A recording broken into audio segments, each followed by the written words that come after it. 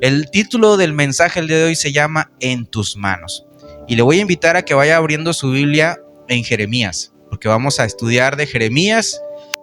Siempre traigo muchos textos bíblicos. Le voy a explicar por qué.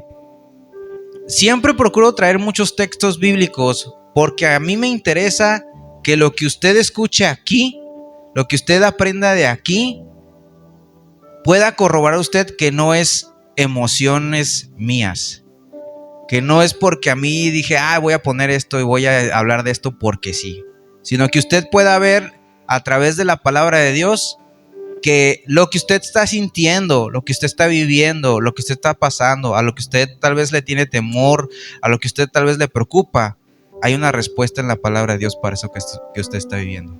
Por eso yo siempre procuro decir muchos textos bíblicos, porque yo quiero que usted se sienta confiado de que incluso hasta su situación particular, Dios ya la ve y Dios tiene un plan para esa situación que usted está viviendo. Entonces, por eso tráigase su Biblia. Gracias, Pati, por los cuadernitos, porque puede ser que algo se le escape, pero usted ahí lo puede anotar y lo puede estudiar después en su casa.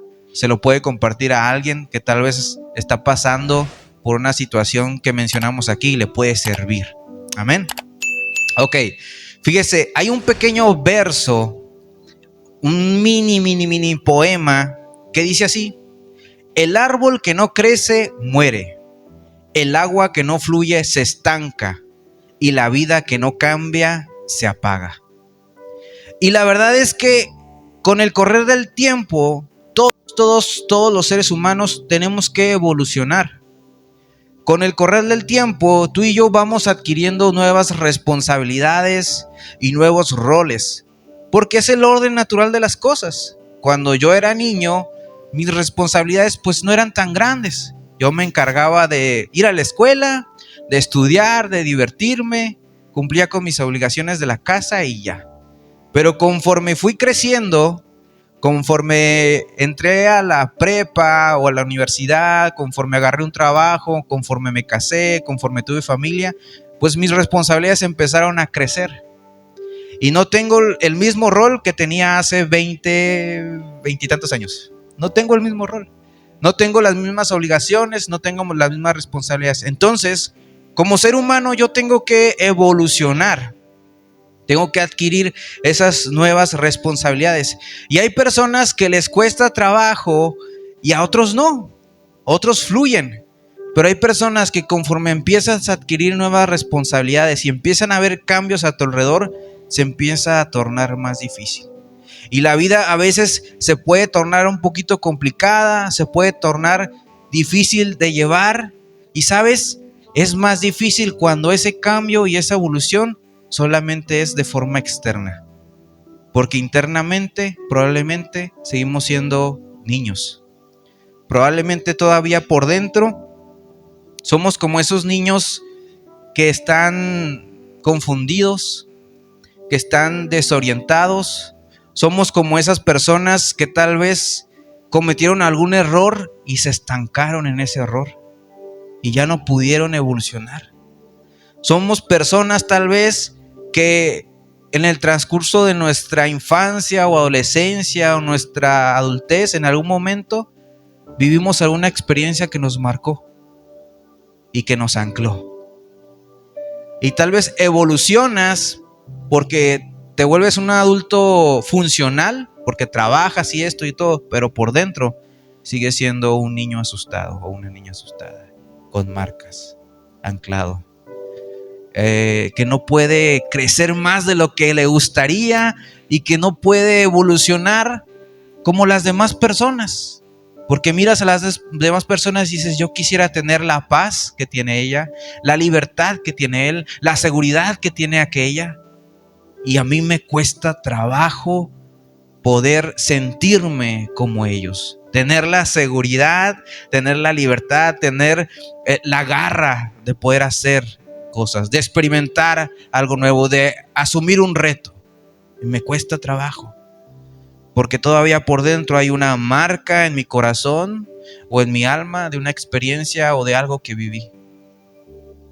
No es sencillo cambiar cuando han pasado cosas, ¿cierto o no? No es fácil. Y tampoco es sencillo que los que están a mi alrededor entiendan, ¿sí o no? Porque nadie experimenta en cabeza ajena. A veces es necesario tener empatía, ponerse en los zapatos del otro, y aun cuando te lo digan, es difícil que los demás puedan entender lo que tú estás viviendo y sintiendo, porque nadie lo está experimentando como tú. Entonces, evolucionar, crecer, cambiar y despertar con un nuevo rostro y pensar hoy va a ser un gran día, para muchos les cuesta trabajo. El simple hecho de saber que mañana hay que empezar otra vez se vuelve difícil. Incluso hasta cambiar puede producir incomodidad, y asumir el reto puede implicar mucho miedo.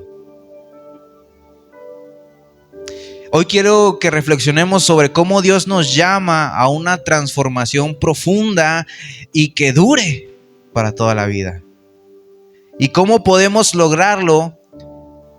Debemos de priorizar el propósito de Dios en nuestras vidas por encima, y ojo con esto, porque esto es el centro, esta es la parte, el clímax, lo importante que debes de aprender. El propósito de Dios debemos de entender, por más difícil que parezca, que ese propósito está por encima de mis emociones, de mis sentimientos. Y eso es bien difícil de entender. Pero dice la Biblia que Dios tiene planes buenos para nosotros.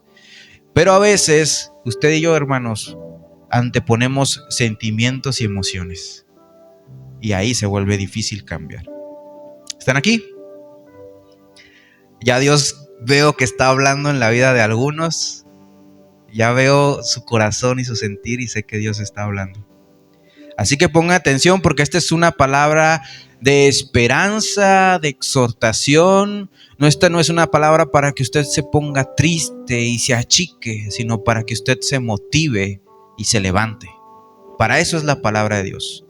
Jeremías fue un profeta para Israel. En el tiempo de Jeremías, el pueblo de Israel andaba muy desorientado y andaba muy perdido. Andaban ellos pecando con idolatría, hicieron a un lado a Dios, y Dios estaba hablando al pueblo de Israel a través de Jeremías. Y hay un lugar en la Biblia, en el capítulo 18, donde Dios le da una palabra a Jeremías y hace como una analogía de lo que Dios quiere hacer o puede hacer con su pueblo, con sus hijos, con su nación. Entonces, tú y yo, como hijos de Dios, debemos de tomar esta analogía y tratar de entender lo que Dios puede hacer en nuestras vidas y que todo es para bien. Jeremías capítulo 18, del versículo 1 al 6. El título de esta parte de la escritura dice ahí en su Biblia, o en otras versiones probablemente va a decir diferente, pero dice el alfarero y el barro. Y en el versículo 1 dice: el Señor le dio otro mensaje a Jeremías: baja al taller del alfarero y allí te hablaré. Así que hice lo que me dijo y encontré al alfarero trabajando en el torno. Pero la vasija que estaba formando no resultó como él, ¿qué dice ahí? Como él esperaba. Así que, ¿qué hizo el alfarero? La aplastó y comenzó de nuevo. Después el Señor me dio este mensaje: oh Israel, ¿no puedo hacer contigo lo mismo que hizo el alfarero con el barro? De la misma manera que el barro está en las manos del alfarero, así estás en mis manos. Dice ahí en el versículo 4 que lo que se estaba formando no resultó como él esperaba.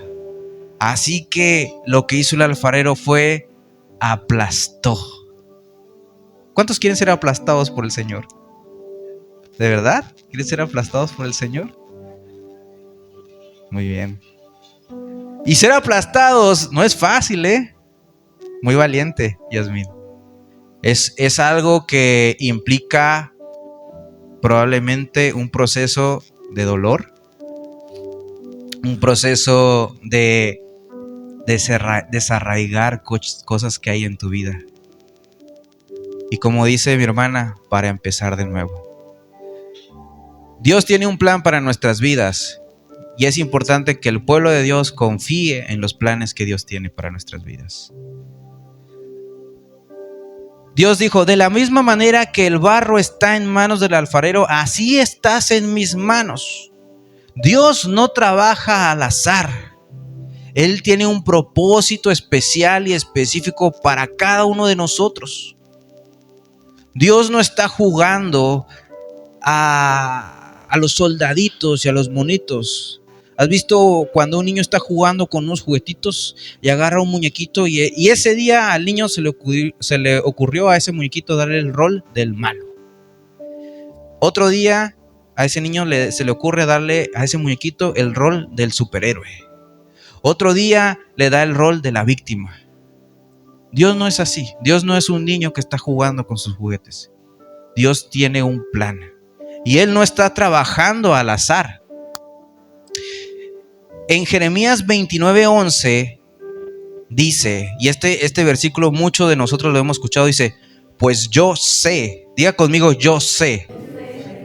Dios está diciendo, pues yo sé los planes que tengo para ustedes, dice el Señor. Son planes para lo bueno y no para lo malo, para darles ¿qué? Un futuro y una esperanza.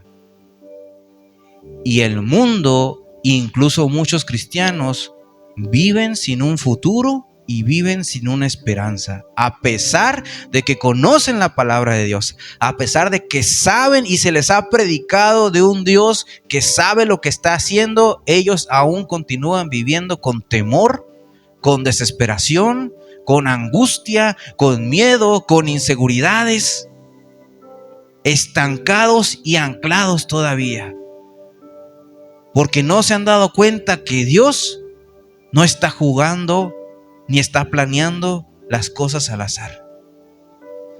Nuestra resistencia a ser moldeados puede frustrar su obra en nuestras vidas.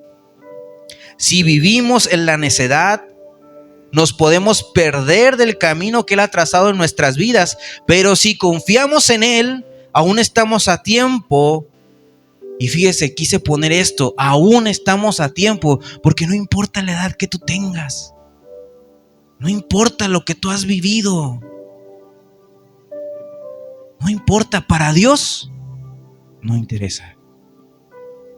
Dios sabe lo que tú viviste, Dios sabe lo que tú sufriste, Dios sabe la forma en que te lastimaron, Dios sabe la forma en que te juzgaron, Dios la conoce.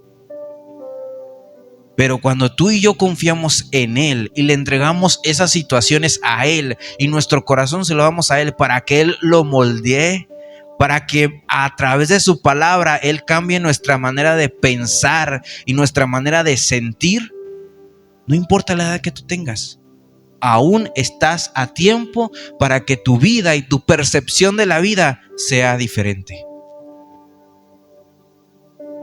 Hay hombres que tienen 70 años y dicen, voy a estudiar una carrera, y terminan su carrera. Y son personas que dijeron, aún estoy a tiempo de cumplir mis sueños. Y cuando hablamos de Biblia y de iglesia, no significa que el pueblo de Dios, ustedes, tengan que estar 24 horas aquí en este salón, sino lo que su vida representa allá afuera. En tu trabajo, con tu familia, con tus vecinos, con tus amigos, con tu esposo, con tu esposa, con tus hijos. Es allá donde tú y yo trabajamos o deberíamos de trabajar. Es allá donde tú y yo deberíamos de salar la tierra. Aquí no, aquí ya está salada la tierra. Aquí Dios está su presencia y aquí está la luz. Allá afuera es donde está la oscuridad. Allá es donde la vida está sin sabor, si lo quieres ver así. Y cada uno de ustedes representa la sal. Pero ¿cómo vamos a hacer sal cuando no confiamos en Él? ¿Cómo vamos a hacer luz cuando todavía hay tinieblas en nuestra vida? Cuando todavía hay pecado, cuando todavía hay marcas, cuando todavía hay duda. Es imposible que puedas ser luz. Por eso tenemos que confiar en Él y entender que sin importar edades, aún estás a tiempo de alcanzar tu propósito final. Amén. En Proverbios 4, del 18 al 19 dice: el camino de los justos es como la primera luz del amanecer, que brilla cada vez más hasta que el día alcanza todo su esplendor. Ese es el camino del justo. Pero el camino de los perversos es como la más densa oscuridad. Ni siquiera saben con qué tropiezan. Ni siquiera saben con qué tropiezan. Porque están confundidos por el pecado, temerosos por el pecado, condenados por la culpa, condenados por el prejuicio. Hay gente que dice: ya no siento lo duro, sino lo tupido, ¿no? Porque me llueve.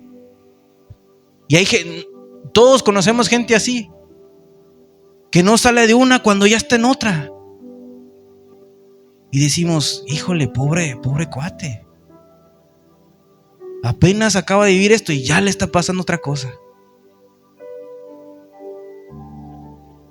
El barro no tiene voz ni voto. Y esto es fuerte lo que voy a decir. Pero el barro no decide lo que va a hacer. ¿Quién lo decide? El alfarero. ¿De quién es la visión? Del alfarero. ¿Quién es el alfarero en esta historia? Dios. ¿Quién es el barro en esta historia? Nosotros. De igual manera, no podemos permitir que nuestras emociones y nuestros deseos y nuestros sentimientos dicten cuál va a ser nuestra transformación. ¿Puede sonar injusto? Sí, puede sonar injusto. Cuando tú tienes un niño pequeño, un niño chiquito, que apenas come leche, toma leche, ¿le vas a dar carne asada? No, ¿verdad? Porque ¿quién sabe lo que hace? ¿Tú o el niño? Nosotros. Y ¿sabes? Nosotros somos como niños. ¿Y quién sabe qué es mejor para nosotros? Porque Él tiene una visión más amplia de nuestra vida. Él te conoce. Y a veces, cuando el niño quiere una papita, un dulce, agarra algo y se lo quiere meter a la boca, y llega el papá y dice: no, esto te hace daño, no, te lo quita. Y el niño hace una rabieta y llora y patalea y se tira al suelo. ¿Crees que sería correcto que el padre dijera: ay, no, está llorando, vamos a darle la canica para que se la meta a la boca y se ahogue? O vamos a dar, sí, que coma lo que quiera. No. Sin importar las emociones o los sentimientos o los deseos de ese niño pequeño, el padre toma una decisión en base al bienestar del niño, en base al bienestar y en el plan y en el futuro de ese niño, porque si se come la canica se ahoga y se muere y hasta ahí quedó. Nosotros somos como niños muchas veces. Nos cuesta trabajo confiar y entender cuál es la voluntad de Dios para nuestra vida. Así que el barro no tiene voz. Ciertamente nuestro sentir es reconocido por Dios, porque Dios entiende cuáles son tus deseos y tus sueños. Dios entiende. Y no se trata de ocultar tus sentimientos, sino de entregárselos a Él. Que nuestros sentimientos no dirijan tu vida. ¿Cuántos de ustedes han tomado una decisión cargada de sentimientos? Y quiero que me digas cuántas veces esa decisión fue la más correcta. Y cuántas veces te equivocaste. Porque estabas emocionalmente alterado, ofendido, enojado o incluso hasta feliz. Ay, me aprobaron un crédito, sí, vamos a comprar esto y el otro y paz. Y porque estás emocionado y contento y te compraste el iPhone 15 Pro Max. Y resulta que al rato no hayas ni cómo lo puedes pagar. Porque esas decisiones las tomaste emocionado, alterado. Entonces no podemos permitir que nuestras emociones dicten nuestras decisiones, sino tenemos que permitir que sea Él quien nos marque el camino. Y no se trata, cuando decimos que el barro no tiene voz, de que tus emociones te las tienes que callar y andar como un soldadito sin poder decir nada y expresar nada. Porque incluso hasta en la Biblia tenemos un ejemplo de un hombre que expresaba todo lo que sentía, David, en los Salmos. Y les quiero leer este salmo, Salmos 31, del versículo 9 al versículo 10, dice: ten misericordia. Escuchen la expresión de David, el sentimiento. Traten de ponerse en los zapatos de David. Dice: ten misericordia de mí, Señor, porque estoy angustiado. Dice: las lágrimas me nublan la vista, mi cuerpo y mi alma se marchitan. Estoy muriendo de dolor, se me acortan los años por la tristeza. El pecado me dejó sin fuerzas. Me estoy consumiendo por dentro. Todos mis enemigos me desprecian y mis vecinos me rechazan. Ni mis amigos se atreven a acercarse a mí. Creo que David se sentía solo en este momento.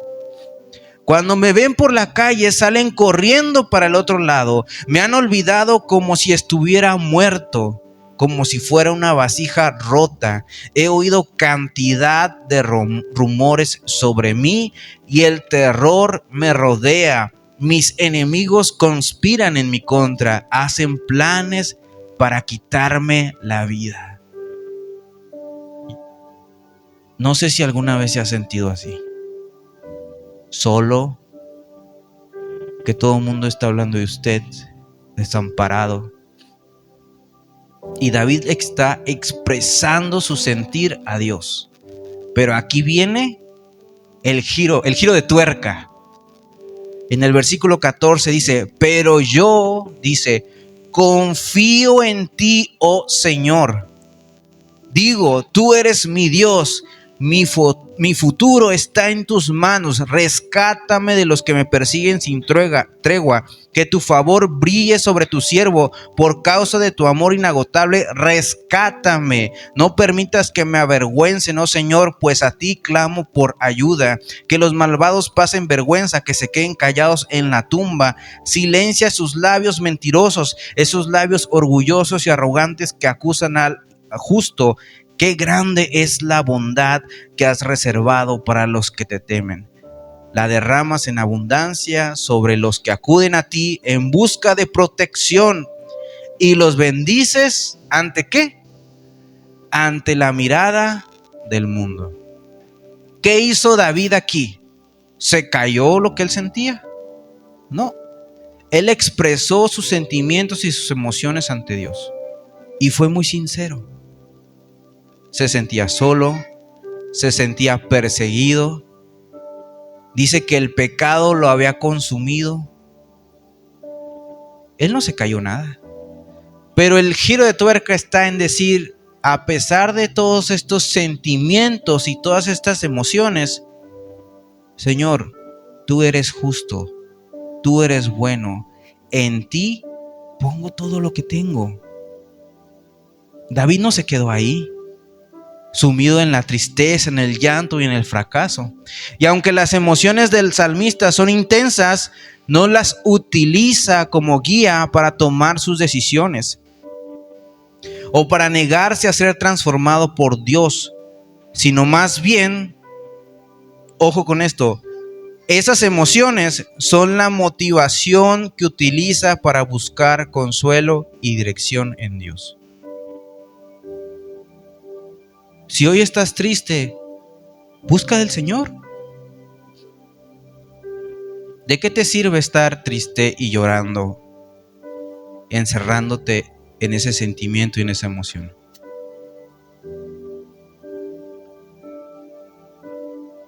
No se trata de eso.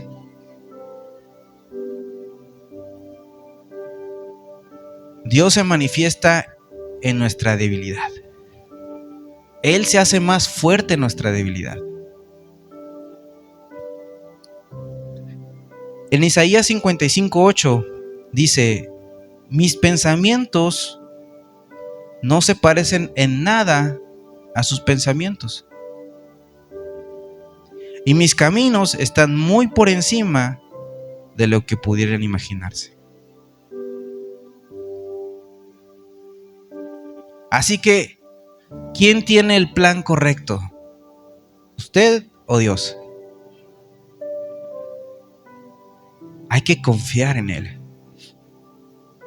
Es como si usted quisiera construir una casa y empieza a ignorar los planos que le da el arquitecto. Y aunque usted tenga emociones fuertes o ideas propias, usted tiene que aprender a confiar en el experto. Imagínense que usted le empieza a decir al arquitecto cómo hacer su trabajo. Imagínense que pone una puerta donde no va, un baño donde no va, una recámara sin ventana, porque usted se emocionó. No, sí, vamos a hacerlo así, así, así, así, así. Emocionalmente tomamos decisiones y nos equivocamos. Después, en el versículo 7 en Jeremías, es necesario que usted y yo entendamos que necesitamos ser transformados por Dios. En el versículo 7 dice: si anuncio que voy a desarraigar, a derribar y a destruir a cierta nación o a cierto reino, pero luego esa nación renuncia a sus malos caminos, no la destruiré como lo había planeado. Y si anuncio que plantaré y edificaré a cierta nación o a cierto reino, pero después esa nación hace algo malo y se niega a obedecerme, no la bendeciré como dije que lo haría. Dios no está buscando en usted ni en mí perfección. Dios está buscando en usted y en mí arrepentimiento, motivación. Eso es lo que Dios está buscando de usted y de mí. Yo no soy un pastor que le va a estar diciendo que tiene que ser perfecto, que tiene que diezmar todos los domingos. Ay, hermanita, ya la vi en el Facebook, ya la vi en las fotos ahí, ¿qué pasó? No. Aquí nosotros impartimos la palabra de Dios, oramos por ustedes y confiamos que Dios va a tener una relación personal con usted y usted con Él, y que su vida va a ser transformada y va a ser un proceso que para algunos es inmediato y para otros toma más tiempo, pero Él sabe lo que está haciendo. Y a veces vivimos frustrados porque vemos al hermano y decimos: híjole, él ya ora o ya predica o ya hace esto y yo no. Bueno, cada quien tiene su proceso. Cuando somos padres, nuestros hijos no son iguales. A veces uno es más inteligente que el otro, a lo mejor uno es más obediente que el otro, y un padre entiende cuáles son los procesos de sus hijos. Es igual. Pero Dios no está buscando perfección. No se trata solamente de sentir tristeza por el pecado o la situación del pasado, sino de tomar acción para poder cambiar. Y entienda esto, mi hermano: las emociones son pasajeras. Las emociones son pasajeras. No basta solamente con decir: voy a hacer dieta y voy a entrar al gimnasio y me emociono el primer día y ya después no me comprometo.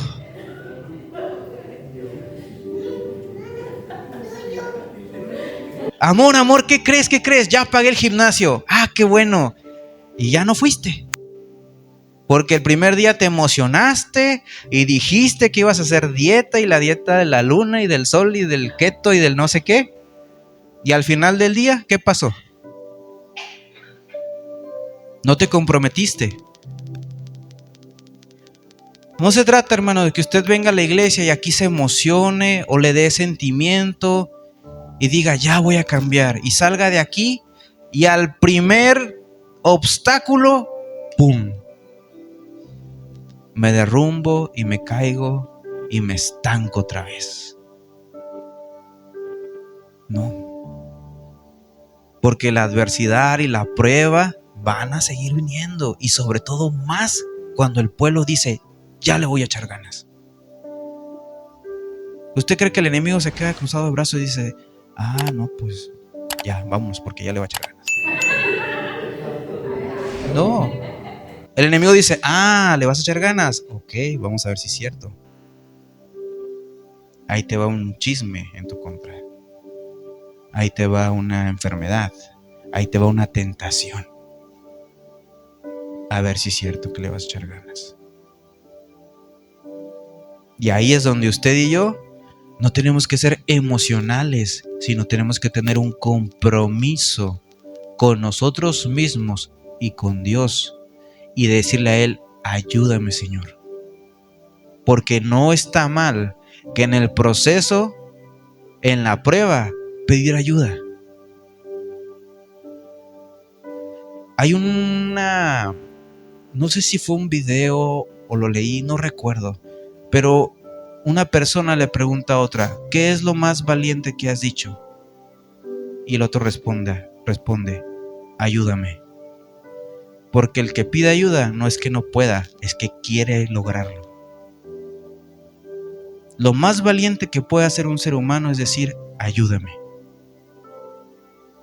Amén. Y cuando le pides ayuda a Dios, no es que Dios va a bajar como una paloma y decirte, aquí estoy. Es que tal vez de repente llega un mensaje de la esposa del pastor, de la hermana o del mismo pastor, y de repente, ¿cómo estás? ¿Qué pasó? Pastor, me está pasando esto, ayúdeme. Vamos a orar, vamos a ver qué hacemos. O inclusive agarrar tu Biblia y ponerte de rodillas y vas a encontrar la respuesta que necesitas. Pero se trata de pedir ayuda, porque el proceso de cambio no es sencillo. Para nadie es sencillo, para nadie. Se trata de comprometerse a largo plazo para encontrar resultados. Si tú vas con un nutriólogo te va a decir, comprométete. Para que puedas ver un resultado, también es igual en nuestras emociones, en nuestras situaciones, en nuestros sentimientos. Comprométete por encima de tu rencor, de tu coraje, de la injusticia de lo que viviste. Comprométete a volar más alto, a no dejarte manchar, a estar por encima de la situación. Comprométete tú con Dios. Y no porque has hecho ese compromiso, el enemigo va a decir, no, pues ya, vámonos. No, al contrario. Amén. Ok, ya casi termino. Empiezo a aterrizar el tema. ¿Cuáles son las consecuencias de rechazar la transformación? En Hebreos 3:15 dice, recuerden lo que dice, cuando oigan su voz, la voz del Señor, no endurezcan el corazón como lo hicieron los israelitas cuando se rebelaron. Cuando usted escuche la palabra de Dios, no endurezca su corazón. Sea sensible, porque ahí va a encontrar algo especial y específico para usted. Y yo sé que ahorita el Señor está hablando en la vida de muchos, especial, de forma específica. No endurezca su corazón, no lo haga por miedo, no lo haga por duda. Confíe en el Señor. Si usted continúa leyendo la historia de Jeremías en el capítulo 18 adelante, se va a dar cuenta que el pueblo tuvo una actitud de rechazo, de necedad, de insensatez. En Jeremías 18, en el versículo 12, fíjese lo que el pueblo le responde a Jeremías. Dice, sin embargo el pueblo respondió, no gastes saliva, continuaremos viviendo como se nos antoja y con terquedad seguiremos nuestros propios malos deseos. Mi hermano, mire, le voy a decir algo.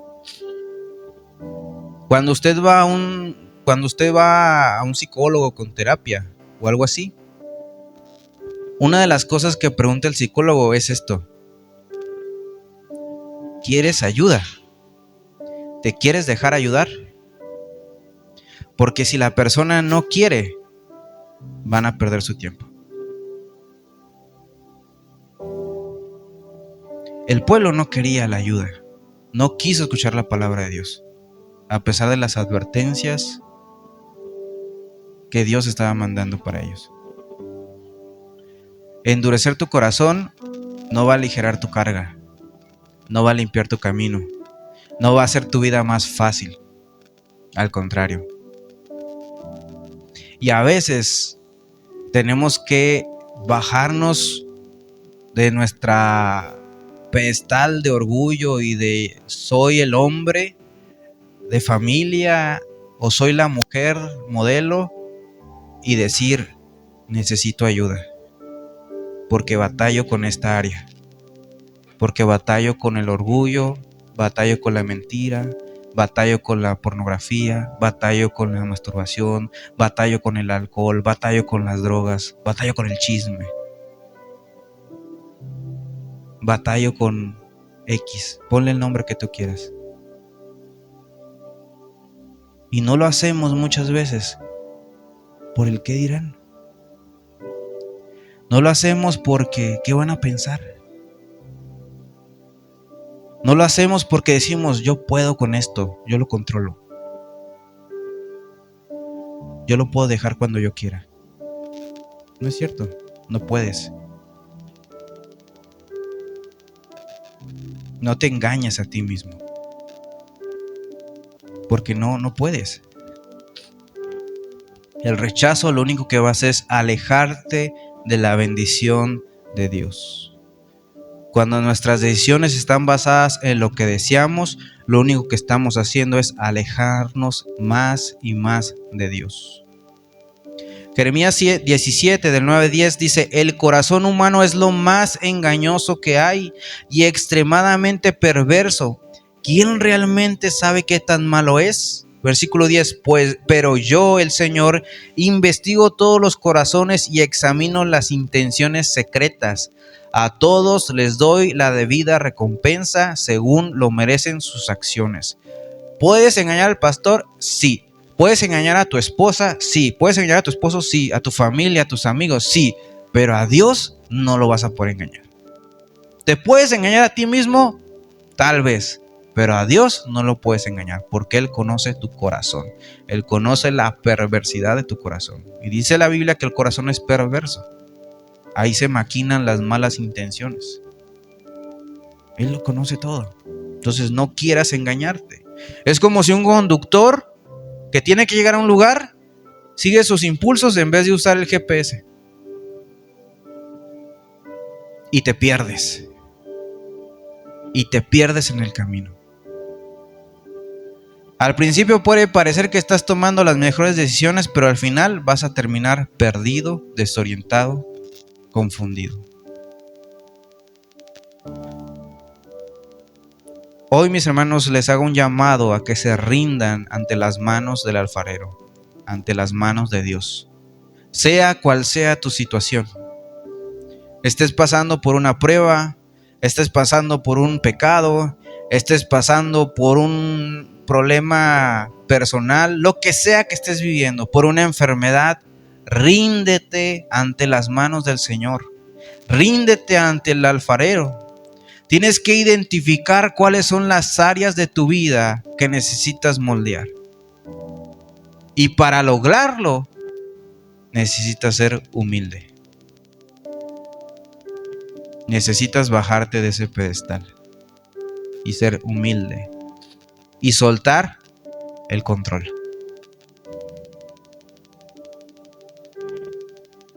Si lo haces, vas a permitir que Dios transforme todas tus áreas y especialmente las internas. Todas tus actitudes, todos tus pensamientos, tus deseos. Salmo 51:10 dice: crea en mí, Dios, un corazón limpio y renueva un espíritu recto dentro de mí.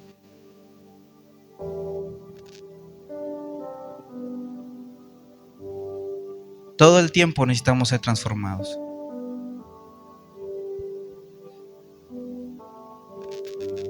Y la obra de Dios no se va a detener, mi hermano. Mucho menos por nuestras emociones y sentimientos.